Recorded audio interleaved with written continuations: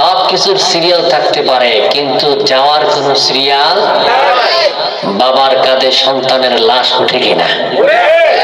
সন্তানের কাঁধে বাবার লাশ, বাবার কাঁধে সন্তানের লাশ, দাদার কাঁধে নাতির লাশ।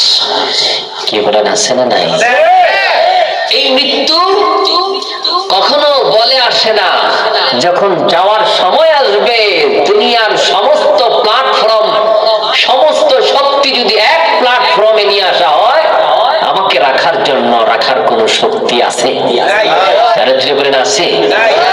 কুল্লু নাফসিন যায়িকাতুল মাউত।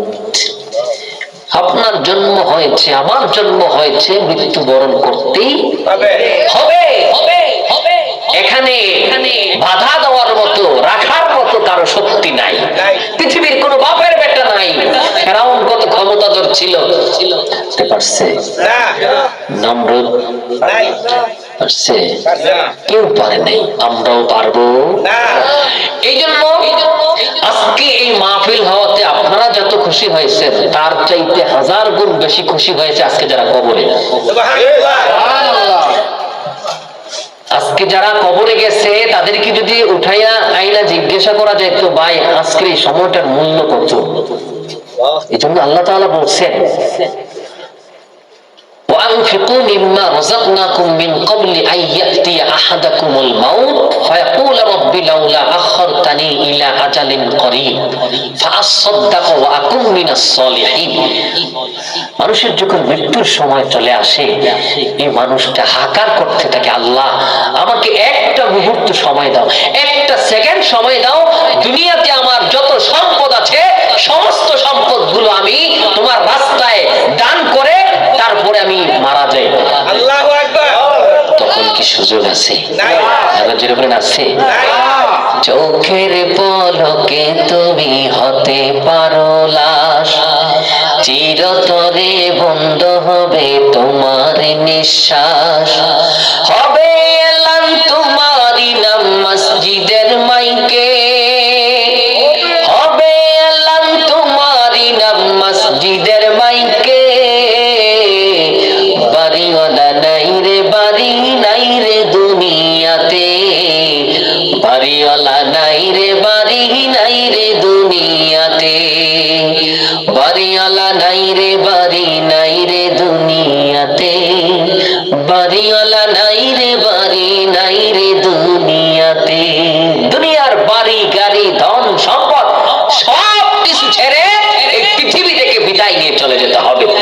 আমরা তো মনে করি আমার গাড়ি আছে, আমি গাড়ির মালিক, আমার জায়গা আছে, আমি জায়গার মালিক, আমার ক্ষমতা আছে, আমি ক্ষমতার মালিক।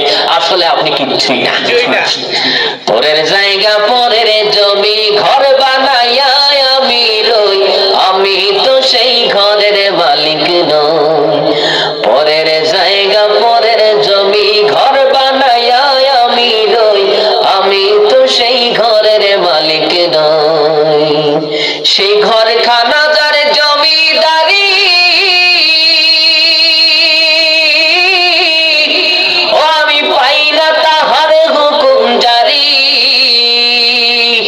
ও আমি চলি যে তার মন জোগায়া তাকে লাই মেলে না সই, আমি যে তার, আমি তো সেই ঘরের মালিক নই, আমি তো সেই ঘরের মালিক নই। পরের জায়গা পরের জমি ঘর বানাইয়া আমি রই, আমি তো সেই ঘরের মালিক নই। কি বলেন, ঘরের মালিক আমি? আমি আপনি কেউ না। আরে বাবা, আমার পা থেকে মাথা পর্যন্ত যে অঙ্গগুলো আছে, এই অঙ্গগুলোর মালিক তো আমি না। আমি না। এই অঙ্গগুলো কিয়ামতের দিন আমার বিরুদ্ধে সাক্ষী দিবে। আমার বিরুদ্ধে আমার হাত সাক্ষী দিবে, আমার বিরুদ্ধে আমার কান সাক্ষী দিবে, আমার বিরুদ্ধে আমার চোখ সাক্ষী দিবে, আমার বিরুদ্ধে আমার জবান সাক্ষী দিবে, আমার বিরুদ্ধে আমার পাও সাক্ষী দিবে। তাহলে আপন কে বলেন তো দেখি? কেউ না। ভাই বন্ধু বান্ধব, মা বাবা সন্তান দূরের কথা, নিজের পা থেকে মাথা পর্যন্ত যে অঙ্গগুলো আছে এগুলো কেউ আমার আপন না। কোরআন সাক্ষী। আল্লাহ তাআলা বলেছেন, হাত্তা ইযা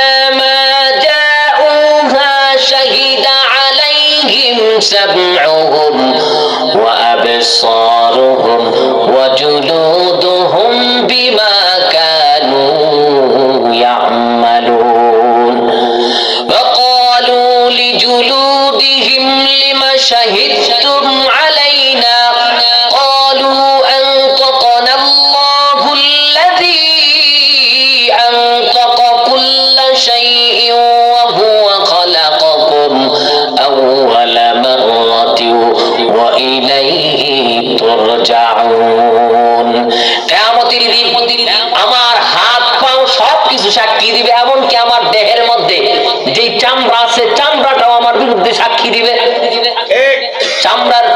চামড়ার মধ্যে যদি একটা গোটা ওঠে অথবা একটু আছর লাগে, ব্যথা সারা শরীরে হয় কি হয় না?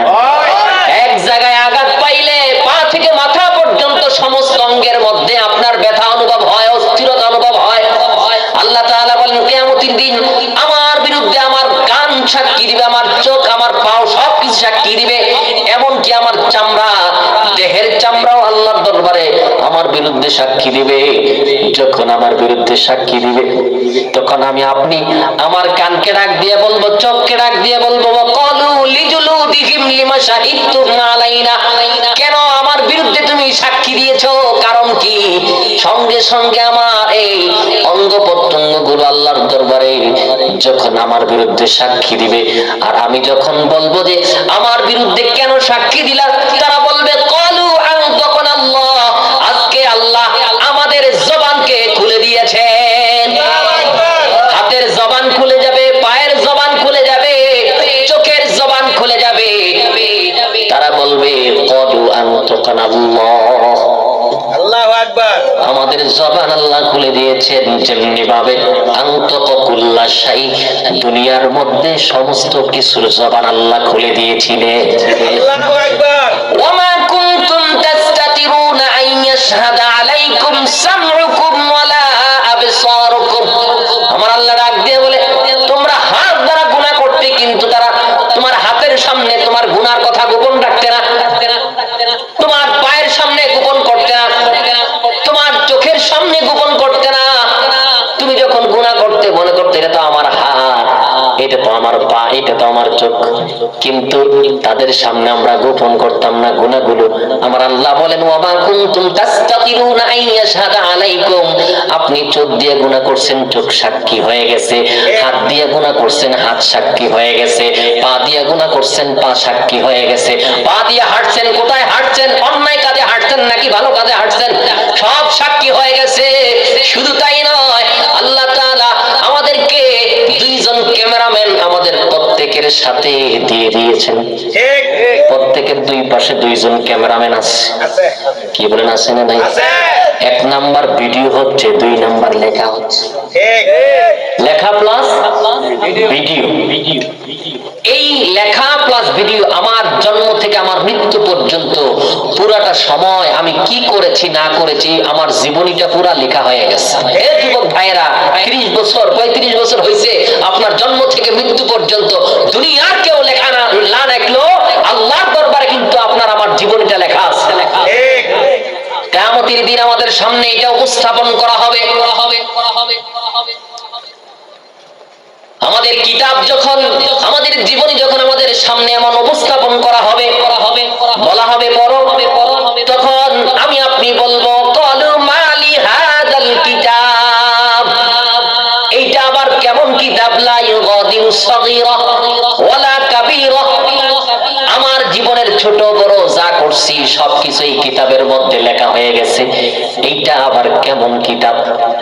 দুনিয়ায় অনেকের জীবনী লেখা হয়, কি বলেন, হয় কি হয় না?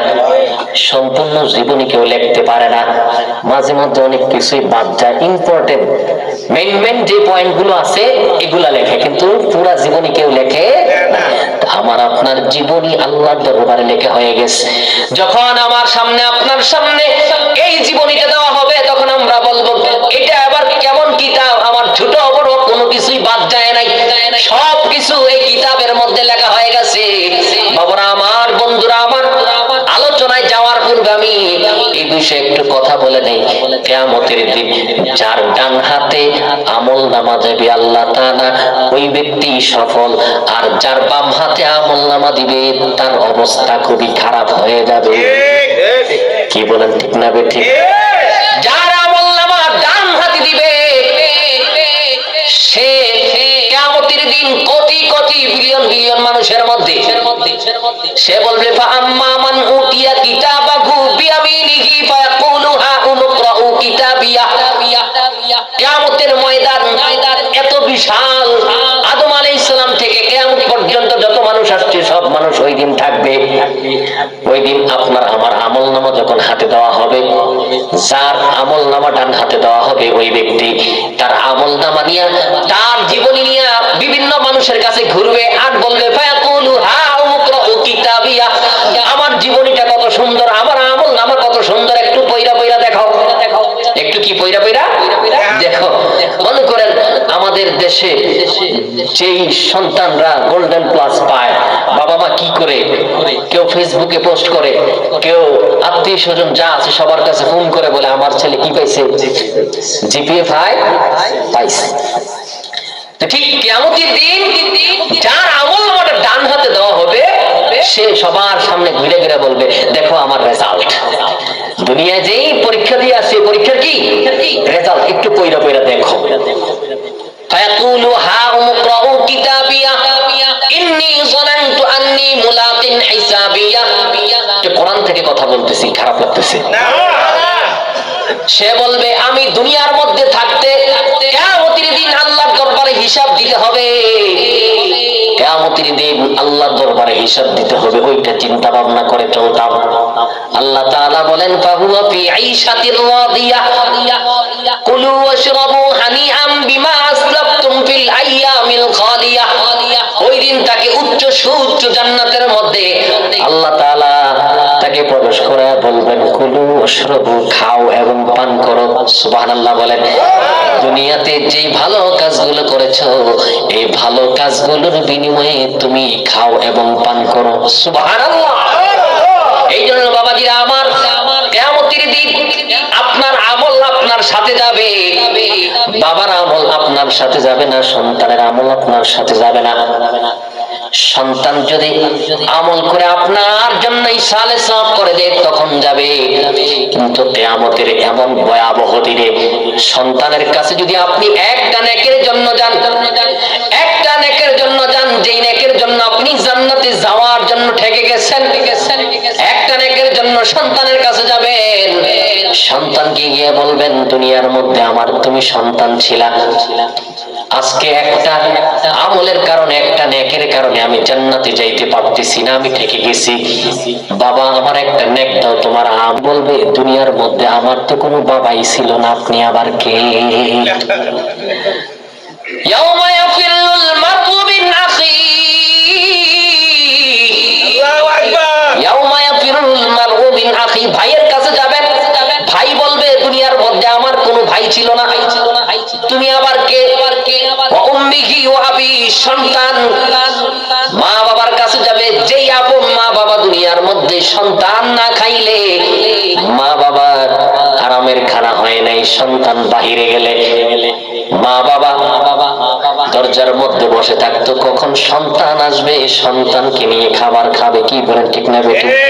কিয়ামতের দিন ওই সন্তান মা বাবার পর হয়ে যাবে, মা বাবা সন্তানের পর হয়ে যাবে, সন্তান বাবার কাছে যাবে, মার কাছে যাবে, মা তুমি দুনিয়ার মধ্যে আমার মা ছিলা, বাবা তুমি দুনিয়ার মধ্যে আমার বাবা ছিলা, আজকে একটা নেকের জন্য আমি ঠেকে গেছি। সঙ্গে সঙ্গে মা বাবা জবাব দিল দুনিয়ার মধ্যে তো আমরা বিয়েই করি নাই, আমার কোন সন্তান ছিল না। মা বলবে আমার কোন সন্তান নাই, দুনিয়াতে আমি বিয়ে করি নাই, কিসের সন্তান? চিন্তা করছে? সন্তানের কাছে বাবা মা যাবে, সবাই ফিরে দিবে। এই জন্য বাবা দুনিয়ার মধ্যে কেউ আমাদের আপন, আরো জোরে বলেন, আরো জোরে বলেন, কেউ কাঁদে কেউ হাসে, কেউ যায় কেউ আসে, কেউ বাহারায় তাতে মৃত্যুর সাথে সাথে জীবনের পরিচয়। ও অবশেষে মনে হয় কেউ তো কারো নয়। ঠিক না ঠিক? কেউ আসে হাসি নিয়ে এক যাক স্বপ্ন বুনতে, কেউ যায় খালি হাতে স্বপ্নগুলো বাকি থাকতে। আসা যাওয়ারে ক্ষণিকের মঞ্চে, আসা যাওয়ারে ক্ষণিকের মঞ্চে, সবই শুধু অভিনয়। অবশেষে মনে হয় কেউ তো কারো নয়। কেউ সাজে সাজাতে নতুন করে তার পৃথিবী, কারো আসে পালকি ছেড়ে যেতে তার ছবি। কি বলে ঠিক না? কেউ সাজে বিবাহ বন্ধনে আবদ্ধ হয় নতুন করে সাইজা, আবার নতুন পৃথিবী সাজাবে, সে সুন্দর সংসার সাজাবে। আর কারো আসে পালকি, কারো আসে পালকি হাজবেন্ড ওয়াইফ, যে যারা বিবাহ হয় নতুন, পালকি আসে শ্বশুর বাড়িতে যাওয়ার জন্য, আর কারো পালকি আসে কবরে যাওয়ার জন্য। ঠিক? কেউ সাজে সাজাতে নতুন করে তার পৃথিবী, কারো আসে পালকি ছেড়ে যেতে তার ছবি। দুপথের পালকি যাই দুই দাঁড়েতে, দুপথের পালকি যাই দুই দাঁড়েতে, এই পৃথিবী কারো নয়। অবশেষে মনে হয় কেউ তো কারো নয়। কেউ কাঁদে কেউ হাসে, কেউ যায় কেউ আসে, কেউ বাহারায় তাতে মৃত্যুর সাথে সাথে জীবনের পরিচয়। অবশেষে মনে হয় কেউ তো কারো নয়। কি প্রমাণ পাইছে? এই প্রমাণ তো আমরা করোনার সময় পাইছি। কি বলে? বাবা মারা গেছে, সন্তান করোনা হবে সেই জন্য বাবাকে রেখে চলে গেছে, বাবার কাছে যায় না, মার কাছে যায় না। মসজিদের ইমাম সাহেব যায়, সন্তান যায় না, মসজিদের ইমাম সাহেব যায় গোসল দিতে। মসজিদের ইমাম সাহেবের আকীদা তো মজবুত, যদি আল্লাহ হায়াতে রাখে তাহলে বাঁচবো, আর না হয় বাঁচবো না। হোক করোনা হোক যাই হোক, কিন্তু এই জন্য বাবা মরে পড়ে আছে। সন্তান বাবাকে ফেলে চলে গেছে, বাবার গায়ের মধ্যে যদি হাত দেওয়া হয় তাহলে হয়তো করোনা হয়ে যাবে। এই কিয়ামতের দিন যে কেউ কারো আপন হবে না, এইটা আল্লাহ তাআলা দুনিয়ার মধ্যে বাস্তবেই দেখাইয়া দিয়েছেন। কি বলেন ঠিক না বেঠিক?